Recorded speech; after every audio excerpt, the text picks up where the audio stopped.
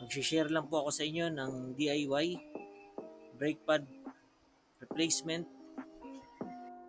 Okay, bago po tayo magsimula, paki-click na lang po ang notification bell at paki-like and share na din po para updated po kayo sa mga videos ko.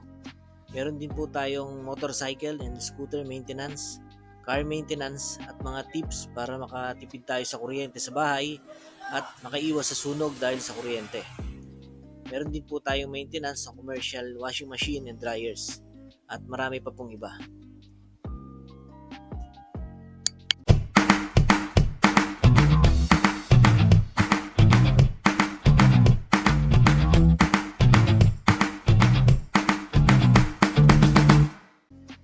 Okay, simulan na po natin. Okay, bago po ang lahat, prepare muna natin ang mga tools na gagamitin natin. Ang kailangan po natin ay ang wrench, socket wrench, number 12 and number 10. At kailangan din po natin ng screwdriver. Yan.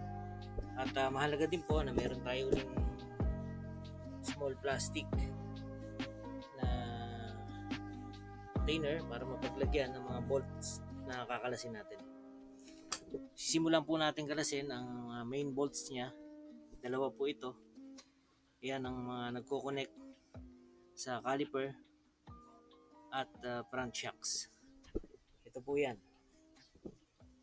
Dalawa. Nakakalasin natin yan. Okay, ang gagamitin po natin dyan ay socket number 12. Pero bago po natin kalasin yan, mas maganda na luwagan muna natin ng bahagya itong bleeder para mamaya ay makapag-release tayo ng konting fluid para maibuka natin yung mga brake pads na bago dahil naka-push palabas po ang mga piston niya dahil manipis na yung brake pads na papalitan natin. So dahil bago na yon, medyo makapal na, so kailangan nating i-release yung fluid ng konti para ma-push back natin yung piston para may pasok natin siya mamaya sa brake disc. Okay, luwagan po natin ng konti. Gagamitin po natin ay close wrench number 10. Mas maganda na po yung close wrench para hindi bumilog yung gate valve bleeder. Okay, medyo maluwag naman siya.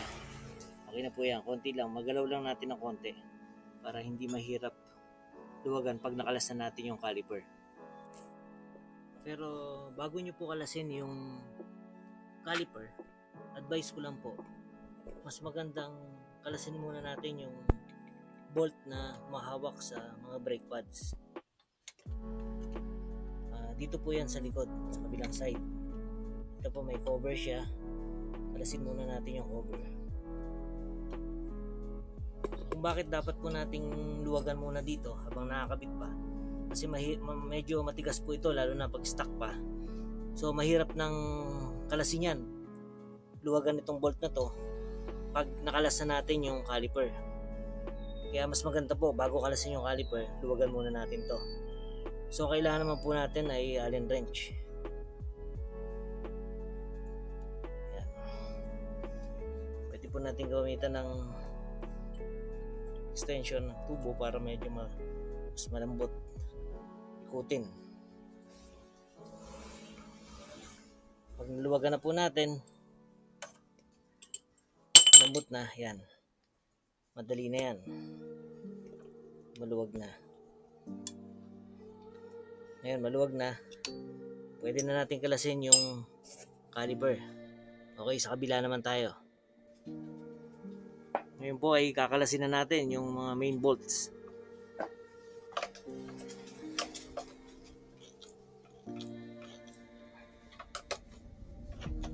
So ayan, nakalas na po natin. Medyo manipis na ang brake pads. Kung mapapansin nyo po, yun yung sinasabi ko na medyo nakalabas na yung mga piston. Naka-push po siya palabas. Kaya mamaya ay papasok natin pabalik yan. Kaya kailangan natin mag-release ng konting fluid sa valve, sa bleeder. at medyo madumi din po, at medyo madumi po na po siya dahil matagal na rin. So pagkakataon na rin natin na linisin yan. Pwede po natin sabunin yan mamaya pag nakalas na natin yung brake pads. Mas maganda po kung kalasin na rin natin yung kanyang ABS sensor para malinisan na rin natin siya. Ayan, ang kailangan po natin ay socket number 8 para sa bolt ng ABS sensor. Ayan po ang ABS sensor. Medyo madumi na din po siya, kaya pwede po nating linisin yan.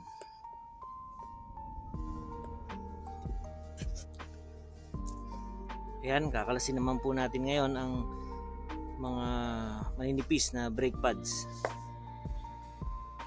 Ayan po, kakalasin na natin yung brake pads, mga maninipis na brake pads. So para makalas po natin yan, kakalasin na natin itong bolt na humahawak doon sa dalawang brake pads. So ito po yung bolt na linuwagan natin kanina. Ayan siya. Mahirap pong kalasin yan kapag natanggal na natin yung caliper.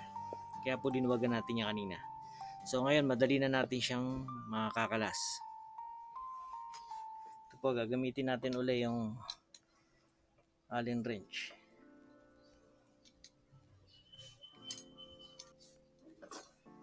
Yan, malambot na po siyang ikutin dahil naluwagan natin kanina.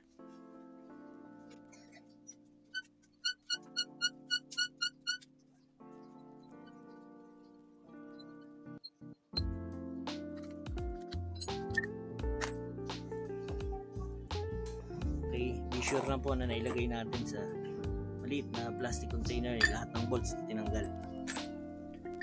So ayan, tanggal na agad ang mga brake pads. Maninipis na siya. Ayan na po ang mga natanggal nating brake pads. Maninipis na siya, pero hindi pa naman nasagad. Kaya mas mabuti na po yung nagpapalit tayo agad bago masagad na maupod, dahil para hindi ma-damage ang ating brake disc, dahil may kamahalan din po yan. Kaya pag malapit ng upod, kaya mas mabuti pong palitan na natin bago siya maupod ng gusto. Tulad yan, medyo manipis na po. Okay, so kunin na natin yung ipapalit natin na bagong brake pads. Ito po ang gagamitin natin, original na Kymco genuine parts na brake pads. Pwede naman po tayong gumamit ng replacement, pero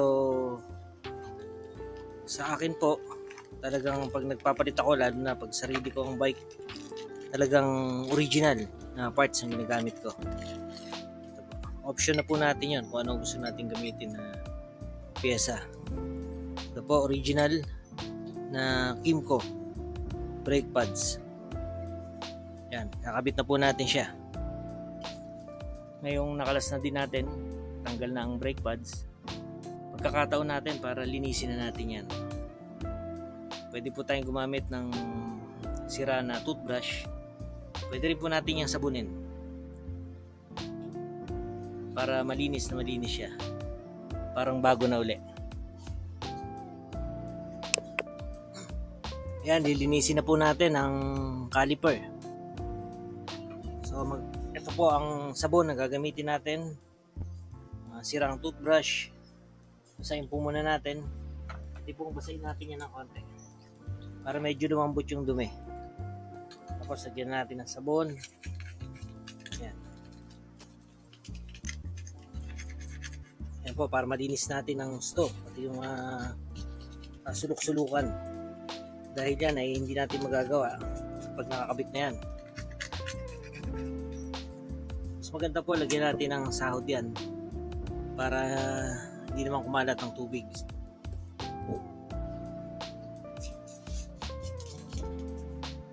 Ito pong ABS sensor, pwede rin natin linisin. Mas maganda malinis na rin yan. Ito natin ng konting sabon. Ibusan natin ng tubig.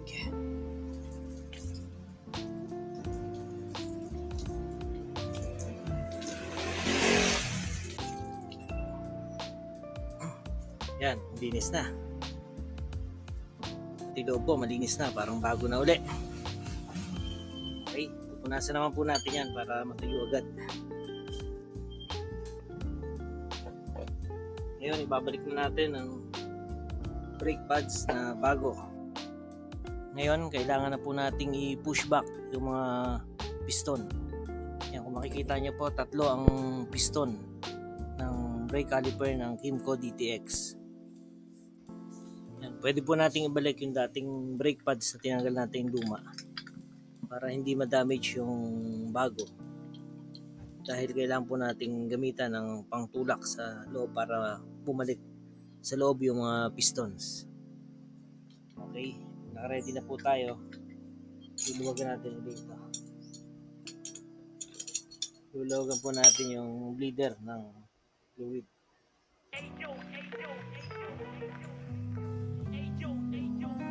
Maluwag na po siya. Tulak na natin pabalik sa loob. Maluwag na po siya, tutulak na natin papasok. Yan. Okay, sipitan na natin ulit. Higpitan na po natin yung bleeder. Makikita nyo po nakapasok na yung mga pistons. Pero mamaya pag nakakabit na po yan, kailangan i-double check natin na nahigpitan natin dito yung bleeder para siguradong walang leakage yung mga fluids. Yan, nakita nyo nakapasok na po yung mga piston, ano? So pwede na nating ilagay ang bagong mga brake pads. Yan po, babalik na natin ng mga yan po, kakabit na natin yung bagong mga brake pads.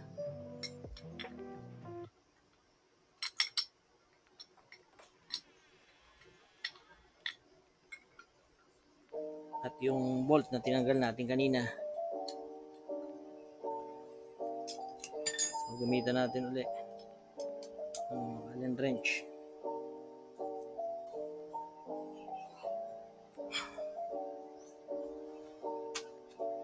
Okay, yan na po siya. Double check natin kung pantay sila. Yan, pantay naman po. So ngayon, kakabit na natin.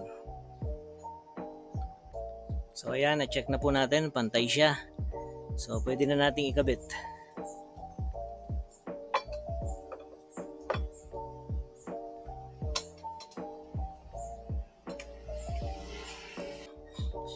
Yan, ipasok na po natin sa brake disc. So kakabit na natin yung mga bolts.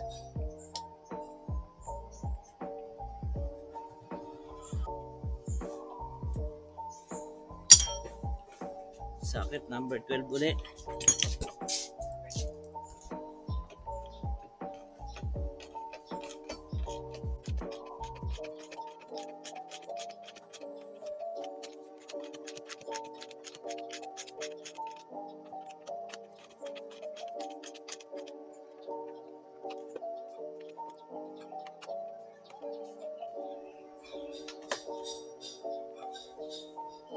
Okay, balik na po natin yung tinanggal natin na bracket saka yung ABS sensor.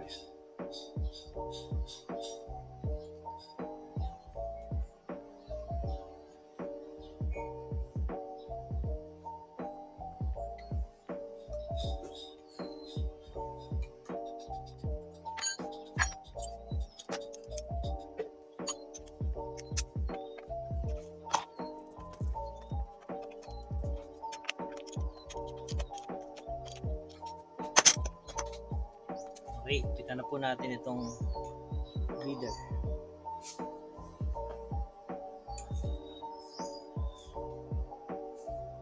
Kita natin yung takip niya. Nasa muna natin. So nakakabit na po lahat. Pump na natin yung brake lever.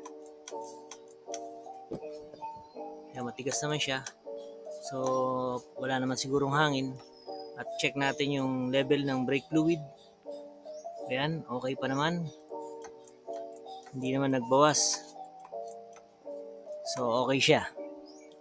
Mamaya itetest na lang natin.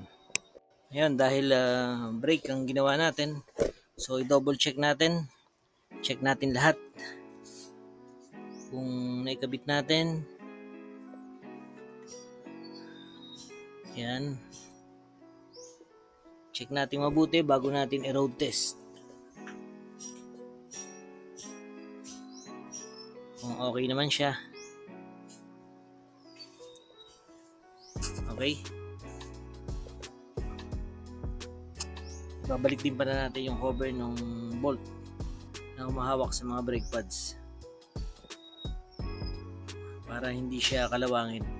Dahil pag kinalawang po yun, wala itong takip, mas mahirap siyang tanggalin. Kaya yun ang purpose nitong cover na ito, para hindi kalawangin. So yun na po, pwede na natin siyang i-road test. Sana po nakatulong sa inyo ang video na ito, DIY, para hindi na tayo pupunta sa shop. Kahit sa bahay natin ay kaya natin magpalit ng brake pads.